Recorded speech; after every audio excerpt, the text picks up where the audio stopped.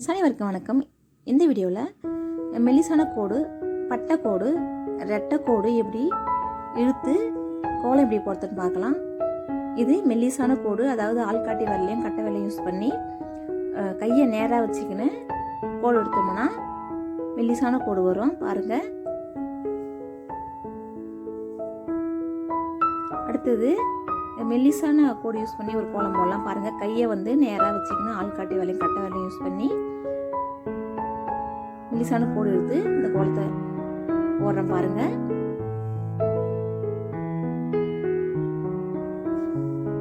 அடுத்தது பட்டையான கோடு எப்படி இருக்குதுன்னு பார்க்கலாம். அதே மாதிரி தான் கட்டை விரலையும் ஆள்காட்டி விரலையும் யூஸ் பண்ணி கொஞ்சமா கையை சாச்சாப்புல இழுத்தோம்னா பட்டையான கோடு வரும். பாருங்க எவ்வளவு பட்டையா வருதுன்னு. இதை மொத்தமான கோடுன்னு சொல்லுவாங்க.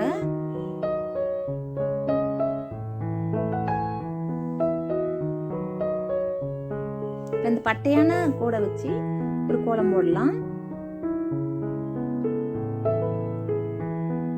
அடுத்ததா ரெட்டை கோடு எப்படி இருக்குதுன்னு பார்க்கலாம். 2 மெத்தட்ல இழுக்கலாம். அதாவது சுண்டு விரலை விட்டுட்டு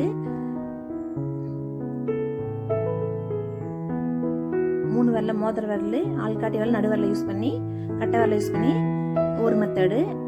அந்த மெத்தடு தான் இது. அதாவது கேப் இல்லாமல் போட்ட கோடு. இது கேப் வேணும்னா கொஞ்சம் விரலுங்களை கேப் விட்டு மாவு இழுத்தோம்னா கேப்போட வரும்.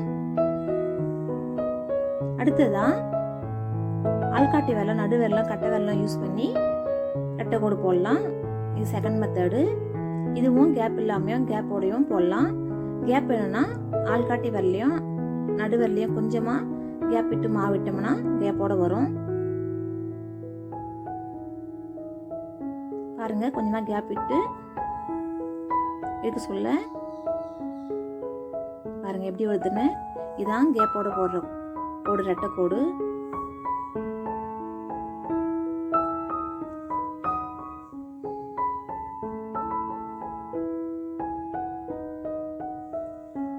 இப்போ ரெட்டைக்கோடு யூஸ் பண்ணி கோலம் போடலாம். இது கேப் இல்லாமல் ரெட்டைக்கோடு, ரெட்டை லைனை இழுத்து கோலம் போடுறது.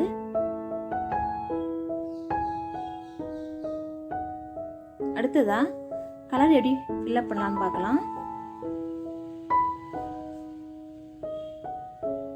நம்ம பட்டைக்கோடு இருக்கிறோம் இல்லையா, அந்த மாதிரி கலர் போடுற கையில் எடுத்துக்கின்னு கொஞ்சம் கையை சாச்சாப்புல இந்த மாதிரி ஃபில் பண்ணுங்க.